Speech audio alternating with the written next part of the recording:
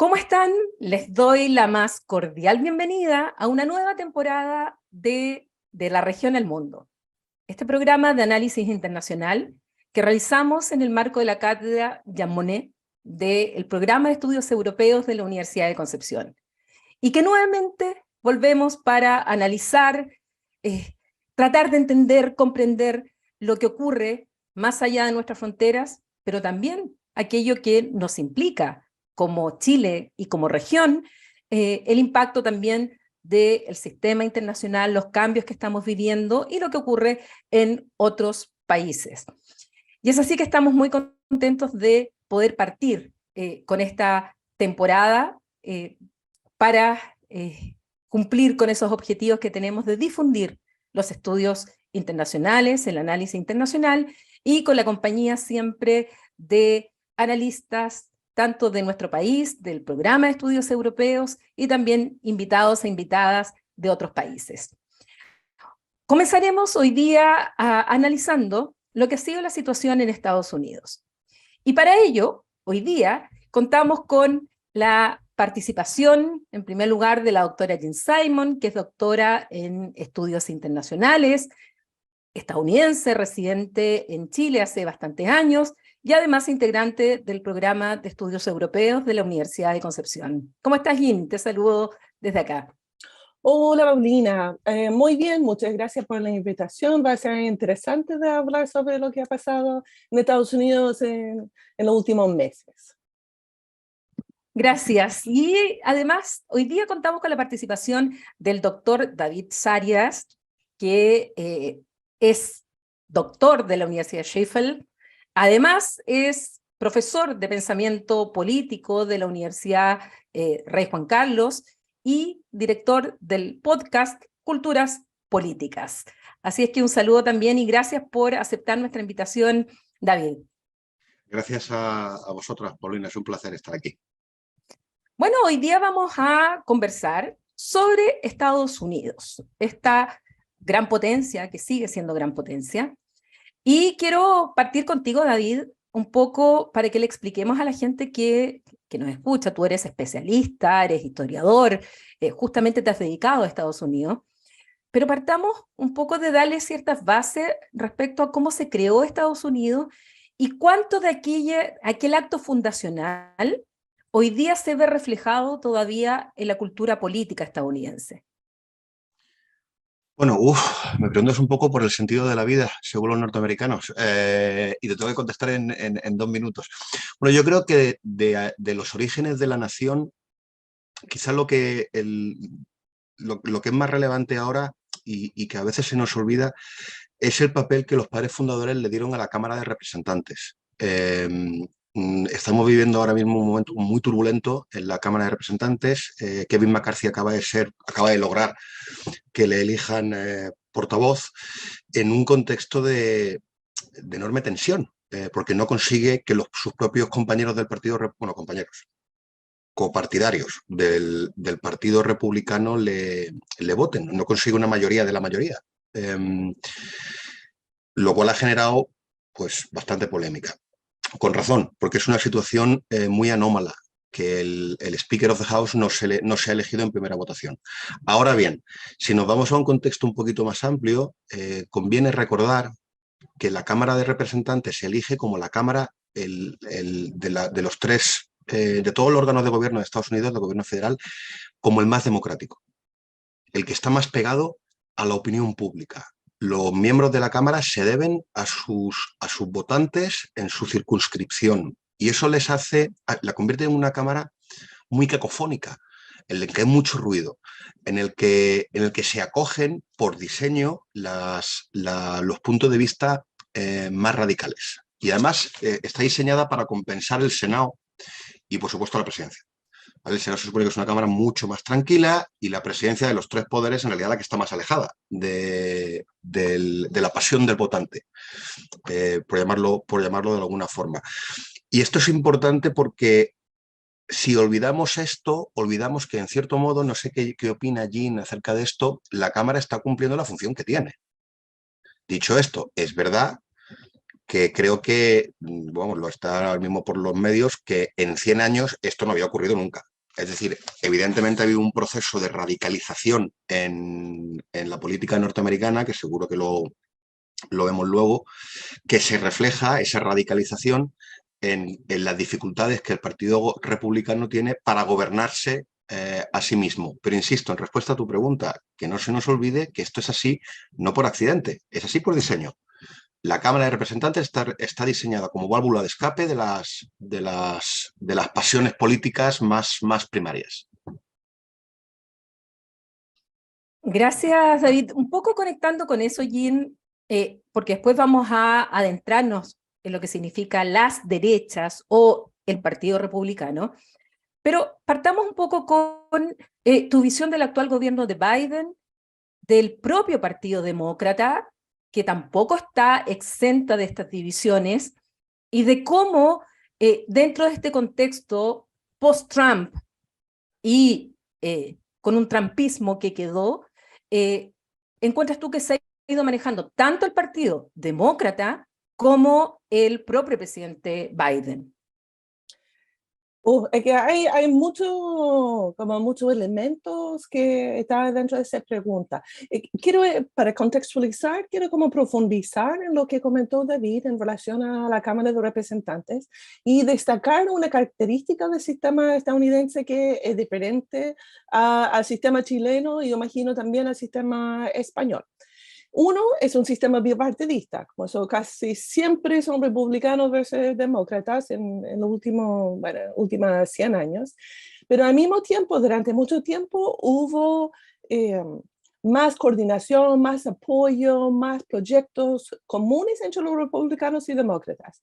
Y son más o menos hace 30 años, pero especialmente a partir de la elección de Barack Obama, que se generó como ese Tea Party fue un movimiento que surge justamente después de la elección de Barack Obama, que empieza la polarización dentro de la Cámara de Representantes. Yo diría mucho más polarizado la Cámara que la sociedad estadounidense en general. Eso también vemos en Chile también.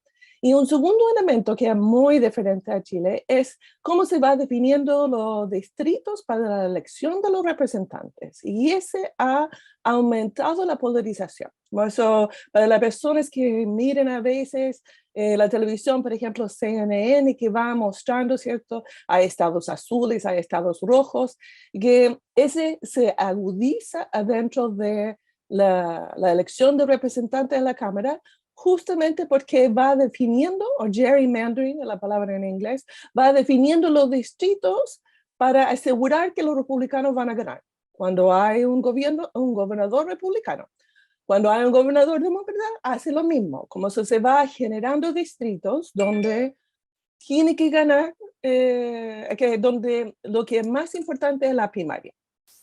Como consecuencia, cuando uno mira una figura como Joe Biden, conocido por ser alguien que podía trabajar con los republicanos, que es como, no un bisagra, pero sino un político que va generando relaciones para lograr proyectos en común entre los republicanos y los demócratas, y ese da una mayor estabilidad, ¿cierto? Menos radicalización dentro de la política estadounidense.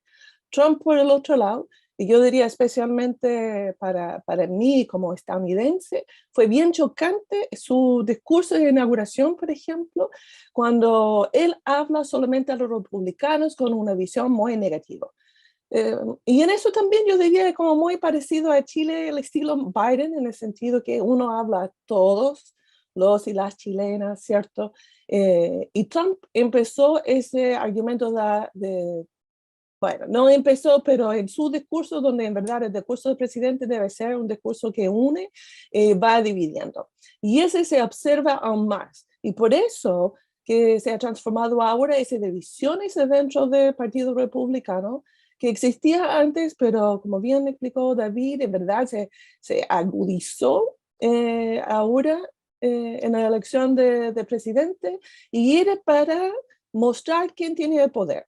Y muchos de los representantes que votaron en contra hablaban, ellos estaban haciendo eso para generar, como para hacer la política más democrática, para irrumpir, para ir transformando lo que es la política y que haga que está más cerca a las personas.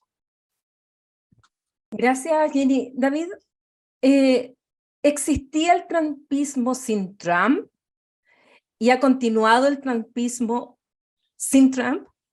Quiero decir que esto que nosotros decimos parte desde Trump, a lo mejor solo Trump lo encarnó, ya estaba, y que aún no siendo presidente ha continuado.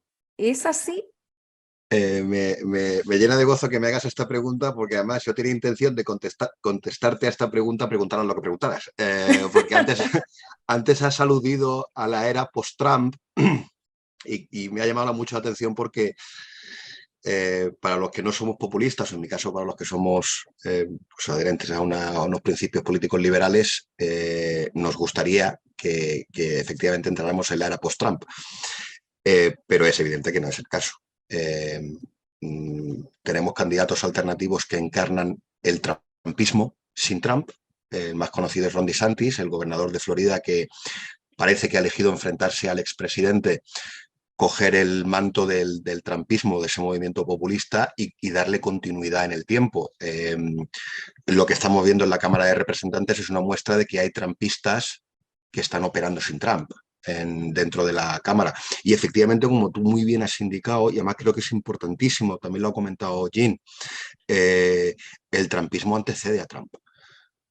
Trump es una iteración de la pulsión populista, y estoy seguro que esto Jean lo conoce muy bien, de esa pulsión populista en Estados Unidos que, como tú muy bien apuntabas en tu primera pregunta, radica en el mismo origen de la Gran República. Es que no nos olvidemos que Estados Unidos nace como nación a consecuencia de una revolución contra la autoridad política constituida. Que desde Europa esto suena muy raro. Quizá en las repúblicas latinoamericanas o hispanoamericanas esto es más porque os ocurre igual, ¿verdad? Chile nace como producto de una rebelión. Los norteamericanos, esa pulsión antigubernamental nunca la han terminado de abandonar. Uno mira la retórica tanto de la extrema izquierda como de la extrema derecha desde el siglo XVIII, y es una retórica, hasta hoy, y es una retórica antigubernamental. De escapar de la autoridad del gobierno, de entender que el gobierno es el enemigo. El que mejor lo articula probablemente sea Ronald Reagan. El gobierno no es la solución, el gobierno es el problema. Y en eso están. ¿Qué es lo que ocurre con el trumpismo? El trumpismo lo que hace es recoger unas tensiones. Jean ha mencionado el Tea Party. Yo probablemente me iría más atrás. O sea, yo haría una genealogía.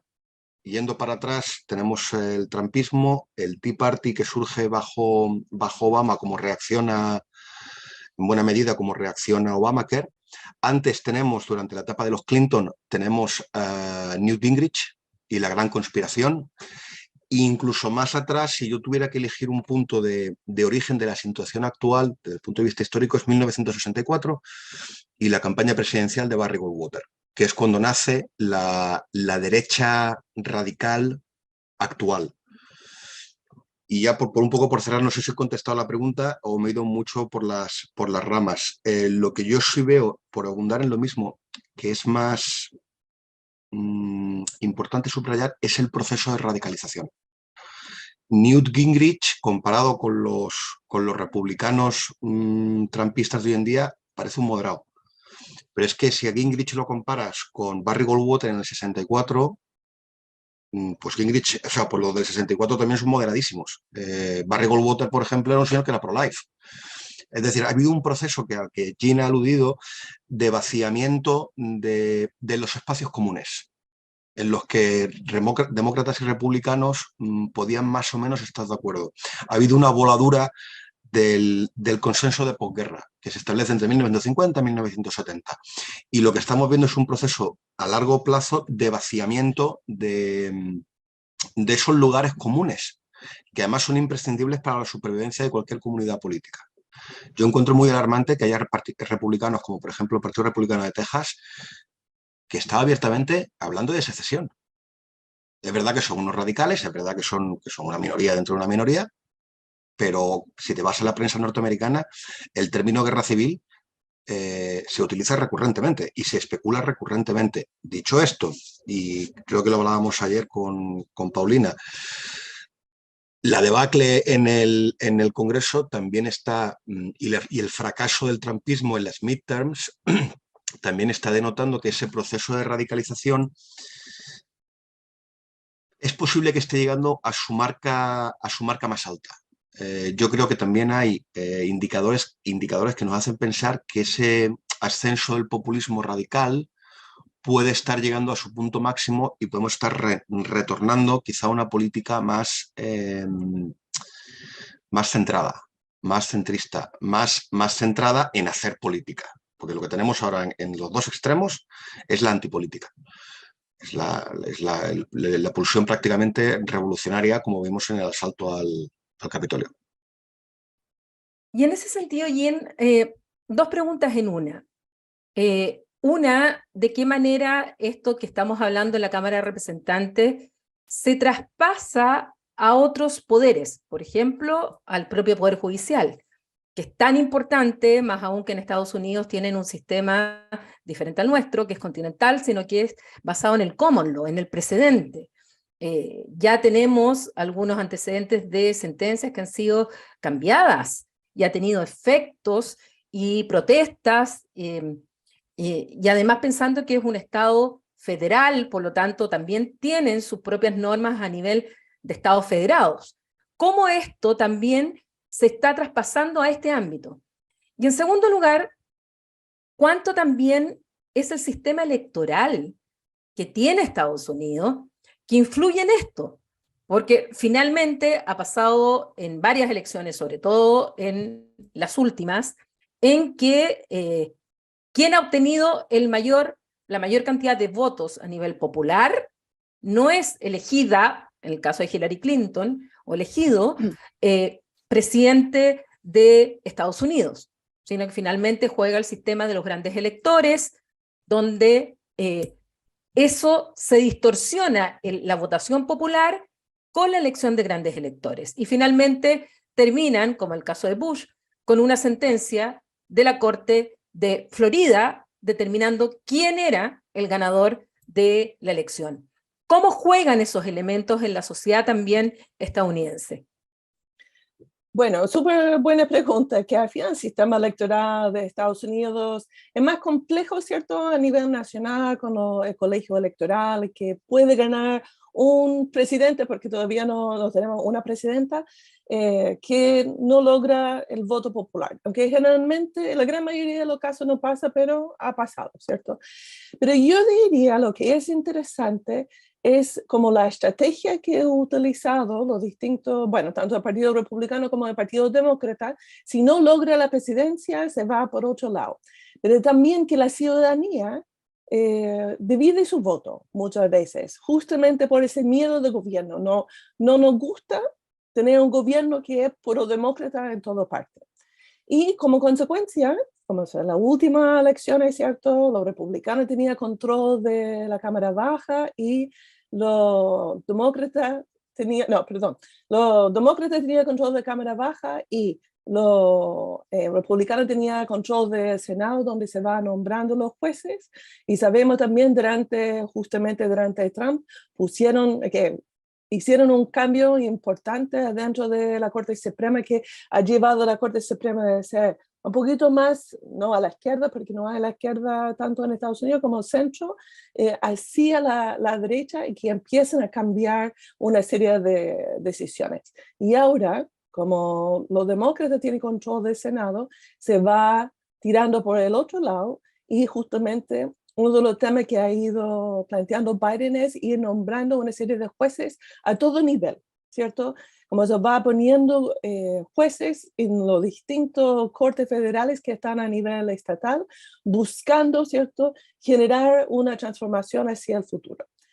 Eso, los y las ciudadanas cuando votan a esos distintos niveles, y también va debilitando la identidad que han tenido durante mucho tiempo con ciertos partidos. Yo diría que quizás uno de los elementos que verdad ha ido transformando ha sido el Partido Republicano. Nunca antes hemos visto tanta persona latina, afroamericana, como representantes dentro de la Cámara de Diputados, mujeres. Antes era principalmente hombres blancos de la élite.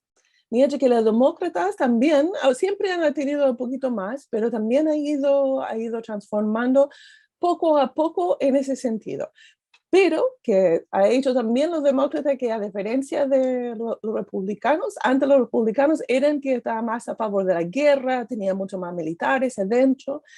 Y justamente yo recuerdo súper bien cuando hizo la Convención Nacional Demócrata con Hillary Clinton, que tenía generales que venían a hablar y apoyar al Partido Demócrata. Antes nunca hubiera pasado.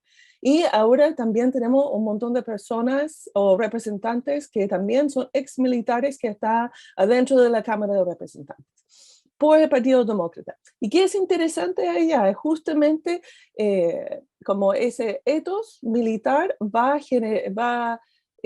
una visión más del país, ¿cierto? De bien común, de reglas, de procedimientos, un poquito más de burocracia, pero un poquito más de lo que falta en esa visión populista y que la gente quiere también. Como eso de responder a la pregunta de cierta forma. El sistema electoral nacional, el colegio electoral genera cierto ruido, pero al final donde en verdad mucha de la política que va definiendo esa política nacional tiene lugar dentro de los estados. Y ese va transformando en el mediano largo plazo, y el hecho que Trump ha ganado, el hecho que la Corte Suprema ha cambiado, depende mucho de todo el trabajo que se realizó adentro de estados transformando. Los demócratas han sido un poquito más lentos, yo diría, en ese sentido, pero han ido poniendo dinero, trabajando, y es especialmente en el estado de Georgia, ¿cierto?, donde la movilización del electorado, la incorporación de nuevos votantes también ha sido clave para ganar ese escaño, que fue clave para justamente tomar control del Senado. David, en este sentido, vámonos ahora, volvamos al Partido Republicano. ¿Se ha producido en el fondo una transformación trumpiana del Partido Republicano o todavía existe una resistencia para mantener las bases clásicas de este Partido Republicano que no comparte con esta otra ultraderechización dentro del partido? ¿Y qué es lo que los distingue? ¿Qué es lo que está distinguiendo hoy día a aquellos más trumpistas de aquellos republicanos más clásicos? Me haces una pregunta absolutamente fundamental, Paulina. Primero vamos a establecer un elemento que yo creo que es estructural. Lo que en cierto modo lo que está ocurriendo, o una forma de aproximarse a lo que está ocurriendo dentro del Partido Republicano, es distinguir, por un lado, entre los políticos profesionales que habitan el ecosistema de Washington a nivel federal, que habitan el ecosistema de Washington, que están insertos dentro del aparato del partido, ¿vale?, y cuyo objetivo es que los republicanos ganen elecciones, como todos los políticos profesionales. El objetivo de un político profesional es ganar elecciones. Y luego, por otro lado, tenemos las bases, que son unas bases muy, muy ideologizadas. Y esto es una realidad dentro del Partido Republicano que lleva ocurriendo, pues como te decía antes, desde el año 64, más o menos, cuando se expande el proceso, se democratiza la vida interna de los partidos, se expanden las primarias tal y como las entendemos hoy en día, y entonces esas bases adquieren mucho poder. Más son unas bases, como apuntaba Jean, muy diversas. O sea, un republicano del estado de Vermont no tiene nada que ver con un republicano del estado de Texas. Un republicano del estado de Vermont es prácticamente un demócrata, porque Vermont es un estado muy progresista, y en Texas pues tenemos a la más dura. Esto es concomitante a la vida política de los partidos. A los demócratas les ocurre igual, que por un lado a los profesionales y por otro lado a los ideólogos muy movilizados en las bases, que además son necesarios para los profesionales porque son los que manejan la maquinaria de los partidos cuando llegan las elecciones. Entonces, esto es una situación, digamos, permanente. ¿Por qué es tu pregunta tan interesante en el contexto en el que estamos hoy? Porque, y de esto sí estoy completamente convencido, lo que representa el trumpismo la forma particular que está tomando esa radicalización de las bases es un realineamiento político. El anterior que tuvimos fue el de Franklin Roosevelt, que es cuando aparece el Partido Demócrata que conocemos hoy, esa coalición entre afroamericanos, católicos, pobres, ¿no?, frente a unos republicanos que a quien representan es a los intereses de clases medias altas, grandes corporaciones, de las costas. Ese sistema de partidos empieza a deteriorarse en los años 60 y ahora mismo está saltando por los aires. ¿Cuál es la principal novedad que representa el trumpismo? Y es fundamental entenderla. El trumpismo lo que hace es usurpar una parte muy significativa del discurso político tradicionalmente asociado a los demócratas. El trumpismo, como populismo que es, apela a la clase trabajadora con una educación no superior a la educación media, a los ámbitos demográficos más rurales, que son votos tradicionalmente demócratas. ¿Qué es lo que ha ocurrido dentro del Partido Republicano? Esto genera una tensión con el republicano tradicional, que a quien está intentando apelar es a la clase media, profesional y educada, o directamente a los intereses empresariales. Dentro del Partido Republicano ahora mismo tienen que resolver ese realineamiento, en qué dirección se produce. Y además, muy importante, tú me preguntas por los republicanos, pero claro, el sistema político norteamericano es de vasos comunicantes. Tienen los republicanos y los demócratas que reaccionan. ¿Por qué puede Trump reformular el republicanismo? Porque los demócratas han transitado de la izquierda tradicional, que apelaba a la clase trabajadora, a lo que, en ciencia política llamamos nueva izquierda, que está más interesada en cuestiones que no son cuestiones de clase. Por ejemplo, que lo habéis mencionado antes, el aborto. Hay una contradicción porque, por ejemplo, el electorado afroamericano, que es demócrata, es un electorado en lo moral muy conservador. Es un electorado que tiende a ser homófobo o más homófobo que la media, que tiende a ser misógino o más misógino que la media, que no son partidarios del aborto, que tienden a ser religiosos. Entonces, hay una contradicción ahora mismo dentro de los dos partidos, que es porque el sistema entero se está realineando. Y es un proceso absolutamente fascinante, porque además no podemos predecir en qué dirección va. Porque el instinto de los líderes republicanos es tratar de preservar su posicionamiento tradicional, de proximidad, pues por ejemplo, al conservadurismo fiscal. Trump no era un conservador fiscal. Trump, o por lo menos no retóricamente, luego en la práctica sí, porque tenía estas tensiones entre su apelar al voto trabajador o al voto de clase trabajadora y la necesidad de satisfacer a los donantes tradicionales del Partido Republicano, que son las grandes empresas. Entonces hay una tensión ahí que los republicanos están en el proceso de resolver. Un último ejemplo y con esto termino. Los oponentes de McCarthy, el ala más dura del Partido Republicano ahora mismo, están al mismo tiempo apelando a este voto poco educado, rural, de clase trabajadora, y al mismo tiempo y en el mismo sitio están exigiendo que el gobierno federal se contraiga, que las políticas sociales, que ya de por sí son pequeñas, del gobierno federal se contraigan todavía más. La misma contradicción existía con Obamacare para Trump. Intento apelar a los mineros de las Carolinas, de la zona de los Apalaches, que es una zona muy desfavorecida, pero al mismo tiempo intento cargarme Obamacare, que está dando servicio justamente a este electorado. Entonces, esta contradicción es absolutamente fascinante ver cómo se va a ir resolviendo. Digo fascinante desde el punto de vista de la ciencia política, y si uno no vive en Estados Unidos, claro. Pues si uno vive en Estados Unidos, lo que te pone es muy nervioso. Pues, en fin, no sé si te he contestado a la pregunta. Sí, absolutamente. Y en los minutos que nos quedan, quiero que pasemos un poco a política exterior. Estos cambios de Trump a Biden, ¿cuánto afecta el entorno internacional? ¿De qué manera esto va produciendo efectos, modelos? Ya hemos visto lo que ha pasado en Brasil ahora último y que nos hizo recordar inmediatamente lo que pasó el 6 de enero del 2021 con el asalto al Capitolio. ¿Cómo, y esa es la pregunta general para los dos, de qué manera lo que pasa en Estados Unidos, tanto dentro del sistema político estadounidense como las decisiones en política exterior, terminan afectando al resto de los países? Ginny, a lo mejor podrías abordarlo desde el punto de vista de América Latina y David desde el punto de vista de Europa. Ginny. Bueno, y también desde el punto de vista de Estados Unidos, de cierta Sí. forma, que si uno mira a Estados Unidos, especialmente con la paz americana que surge a partir de la Segunda Guerra Mundial, ya estamos entrando en otra época.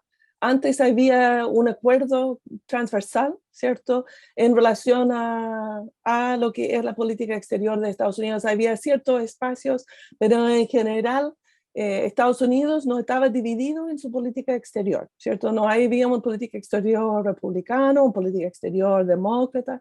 Y se empieza a debilitar, ¿cierto? Especialmente con George Bush después de 2001, ¿cierto?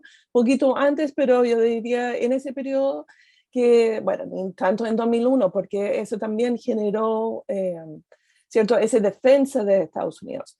Pero con Trump claramente se debilita la política estadounidense interior o nacional, va incidiendo en la política exterior, especialmente en relación a Rusia. Hay que pensar que durante, ¿cierto?, desde el fin de la Segunda Guerra Mundial, con la Guerra Fría, la Unión Soviética era el malo de la película, nuestra película especialmente, y ese cambia justamente con Trump y esa relación con Putin, y hay una división. También por los problemas que existen adentro del país, la necesidad de tener mayores acuerdos también se va generando que no tiene tanta energía ni tantos recursos para gastar hacia afuera. Lo que es llamativo para mí tiene que ver con Ucrania, la cantidad de dinero que Estados Unidos está invirtiendo en dinero y en armas en relación a Ucrania. Durante el gobierno de Biden, uno podía preguntar si ese hubiera sido igual o va a ser igual con un gobierno republicano en los próximos periodos. Mientras que ha ido debilitando, ¿cierto?, su presencia en Medio Oriente. En América Latina me parece que Estados Unidos cada vez tiene menos presencia acá, China cada vez es más importante dentro de América Latina, la Unión Europea también de cierta manera, pero en verdad China, donde hay grandes inversiones, viene más de China, especialmente en Brasil, pero en todos los países en América Latina. Como consecuencia, Estados Unidos ya no somos, ¿cierto?, su patio trasero, y tampoco se ve la posibilidad de ir generando la integración económica de las Américas como planteó AMLO en la reunión, ¿cierto?, con Biden y Trudeau de manera reciente. Son como sueños de ir transformando las relaciones entre América Latina y Estados Unidos, pero Estados Unidos de verdad tiene mucho más problemas dentro de su propia frontera. El tema de la globalización, el comercio exterior, sigue siendo un tema no resuelto entre los distintos partidos y como consecuencia no hay un mensaje claro. Inmigración sigue siendo un tema importante para Estados Unidos. Eso, hay demasiados temas internos que tiene que resolver para tener una política exterior que en verdad tiene una visión de mediano a largo plazo. Eso, yo personalmente pienso que la presencia de Estados Unidos va a estar cada vez más reducido en la feria internacional. Ya nadie cree en sus compromisos y sus promesas internacionales, especialmente en tema medioambiental. Quizás el único área donde vamos a ver una presencia importante de Estados Unidos tiene que ver con la OTAN, y es en relación justamente con la frontera con Rusia, como de cierta manera de ir defendiendo ese, yo diría, la isla de democracia, ¿cierto?, en Europa, frente populismo, fascismo, etc. David, ¿cuál es tu impresión, sobre todo mirado desde Europa? Bueno, yo quería dividir mi respuesta en dos partes. Primero, desde el punto de vista de política exterior del Estado norteamericano, que lo ha cubierto muy bien Jean. Yo quizás simplemente añadir que en realidad la política exterior de los estados está sujeto a, digamos, de una dimensión estructural que escapa o en buena medida escapa de la capacidad de acción de un presidente individual. Estoy pensando, por ejemplo, en Donald Trump. Donald Trump intenta aproximarse a la figura de Putin, pero no puede. A partir de cierto momento, el propio Senado de los Estados Unidos, el propio Congreso le bloquea. Cuando llega a Europa y critica a la OTAN y amenaza con... Bueno, critica la actitud de los europeos que no hacen sus contribuciones. A ver, cambia el estilo. Pero lo que estaba diciendo Trump era exactamente lo mismo que han dicho todos los presidentes norteamericanos de Truman para acá. Y al final, pues no ha pasado nada. Yo tengo la intuición de que si Putin hubiera invadido Ucrania con Trump en la presidencia, yo no creo que la política exterior del Estado norteamericano hubiera sido significativamente superior, o sea, diferente, porque hubiera llegado un momento que el propio Senado, que tiene la capacidad para hacerlo, usurpa las funciones del presidente en política exterior, que ya lo hizo. Entonces, por ahí, evidentemente, un realineamiento con el cada vez mayor peso de China y una reorientación de la política norteamericana hacia el Pacífico que viene de largo y que evidentemente se va a continuar en el tiempo, y unos Estados Unidos que son comparativamente más débiles, siquiera porque China es más fuerte. Entonces, por un lado, eso por un lado. Por otro lado, y yo creo que esto es, no sé si en realidad tú ibas por ahí cuando has preguntado, lo que sí es muy importante y es novedoso es el papel el papel que ocupan ciertos grupos ideológicos dentro de Estados Unidos insertados dentro de lo que nosotros llamamos comunidades epistémicas transnacionales, que esto es un término muy largo, lo explico muy rápido, que son grupos de personas que tienen una afinidad ideológica en distintos países y entran en contacto unos con otros. Esto es fundamental, porque el trumpismo, hay unas conexiones evidentes, profundas e importantísimas entre los trumpistas de Estados Unidos, los ideólogos y estos operadores de la derecha radical populista norteamericana, con, por ejemplo, sus equivalentes en España dentro del partido político Vox, o un terreno que tú conoces mejor que yo, en Polonia o en Hungría, o con el Brexit, los partidarios del Brexit. En América Latina, a mí me consta que existen, bueno, es evidente con el caso de Bolsonaro, en Brasil, pero a mí me consta que también existen, por ejemplo, en México. Estas redes no son como un partido, no son disciplinadas, pero sí es verdad que hay una serie de influencias mutuas que son absolutamente importantísimas. En el caso de Vox en España, por ejemplo, tenemos a Santiago Abascal, que está reproduciendo verbatim el lenguaje del muro en España. Que para empezar, si en España ya tenemos un muro, en Ceuta y Melilla, pero es que el muro lleva construido 10 años y es un lenguaje que se traduce muy mal al castellano, y sin embargo ellos lo utilizan con un relativo éxito por esa influencia. En el caso de Bolsonaro es más que evidente, o sea, a ver, me voy a tirar aquí a la piscina porque me voy a saltar el método científico porque no lo he investigado, pero es evidente que hay una imitación entre los partidarios de Bolsonaro y los partidarios de Trump cuando asaltan las instituciones del Estado en Brasilia. Evidentemente hay un fenómeno, si no de coordinación, desde luego de imitación. Y no solo eso, esto lo tenemos en la derecha, que es muy evidente, pero es que en la izquierda ocurre igual. Hay una izquierda global y dentro del Partido Demócrata tienes al Squad, este grupo de congresistas que son mujeres procedentes de minorías liderados por Alexandra Ocasio-Cortez, que están evidentemente alineados con una izquierda global, una izquierda radical global. En América Latina, pues proceden de ese contexto que crea Venezuela, Cuba, los peronistas argentinos, y que en España tiene su traducción en Podemos. De hecho, la izquierda radical española, donde se origina es en América Latina. No, es una importación específicamente argentina, con financiación venezolana y con el apoyo de los cubanos. Entonces, estas redes transnacionales son importantísimas, porque lo que ocurre en Estados Unidos va a resonar tarde o temprano, tanto en América Latina como en Europa. Y con esto cierro, ojo que al revés también. Que a veces se nos olvida. Tendemos a pensar que todo ocurre primero en Estados Unidos y luego, ¿no?, el imperio tose y los demás nos resfriamos. Pero es que al revés ocurre también. En el caso de Podemos, por ejemplo, que es el que está más estudiado, que es la izquierda radical española, lo que ocurre en España con el movimiento 15M, luego se traslada a Estados Unidos con el movimiento Occupy Wall Street. Luego, esas redes de influencia mutua funcionan en las dos direcciones. Yo sé, por ejemplo, que la derecha española influye mucho, católica, influye mucho a la norteamericana allá por los años 50, en el discurso, por ejemplo, antiabortista.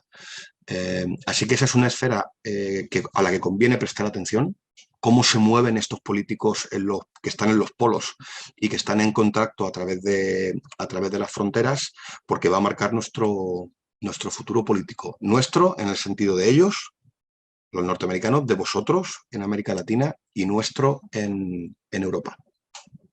Bueno, yo les agradezco muchísimo la conversación, el análisis, porque creo que justamente logramos eso, cómo distintos fenómenos que tienen sus bases históricas, que son muy importantes, políticas, sus efectos jurídicos, sociales, no son aislados. No estamos viviendo, porque a veces cuando vemos los medios de comunicación, las noticias y los noticieros centrales en cada uno de nuestros países, pareciera que todo ocurre por primera vez en nuestro país.